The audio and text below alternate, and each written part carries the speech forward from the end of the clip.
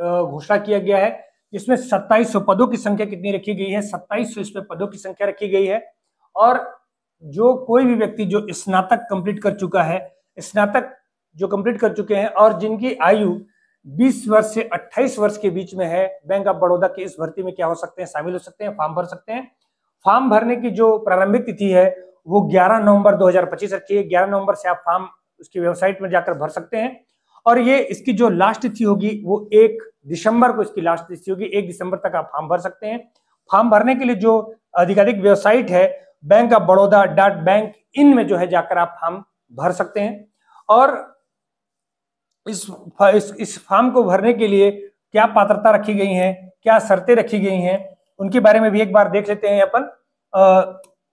क्या शर्तें होंगी इनके लिए जो है बैंक ऑफ बड़ौदा में अप्रेंटिसशिप के लिए अलग अलग पदों के लिए अलग अलग संख्या निर्धारित कर दी है।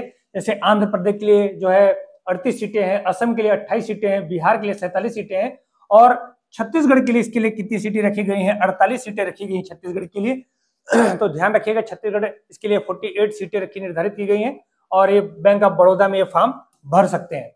अब जो निर्धारित जो आयु सीमा होगी वो 20 वर्ष से 28 वर्ष होगी और आयु सीमा की जो गणना होगी वो 1/11/2025 तक कंप्लीट करना होगा।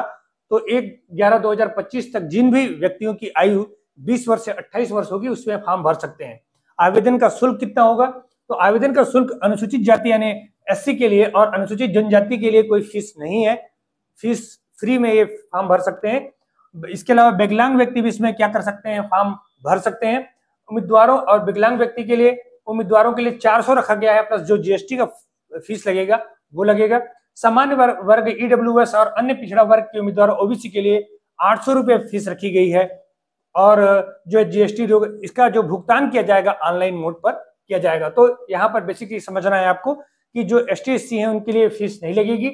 इसके अलावा जो विकलांग होंगे या जो विकलांग व्यक्ति होंगे उनके लिए 400 रुपये फीस रखी गई है, जबकि सामान्य वर्ग ईडब्ल्यूएस के जो आर्थिक आरक्षण का जो लाभ लेना चाहते हैं और साथ में अन्य पिछड़ा वर्ग के जो लोग हैं उनको 800 रुपये क्या करना पड़ेगा, इसके लिए फीस देना पड़ेगा।